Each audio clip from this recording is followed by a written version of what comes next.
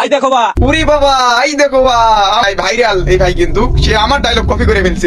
আরে পাগলা, আমরা নওগাঁর মানুষ, জন্মের পর মায়ের কুলে যে ভাষা শিখি সেটাই এই ভাষা, আর একটা জেলার ভাষাকে তুই তুই নিজে বলে দাবি করে ফেললি। ঘটনা হচ্ছে বা, এই যে তুমি হচ্ছে যেগুলা কথা আমাকে বললিন তা ঠিকই আছে, কিন্তু তোমাকে দেখা মনে হয় না তুমি হচ্ছে নওগাঁর লোক।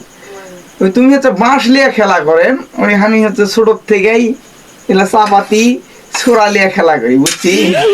তো আমাকে নওগাঁর ভাষা তো তুমি তো ভালো মতো জানেন না, আমরা কিভাবে কথা বলি।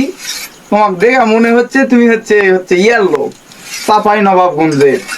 তো আমাকে নওগাঁর ভাষা হচ্ছে একদম খাঁটি বাংলা, আমাকে মধ্যে কোনো ভেজাল নাই।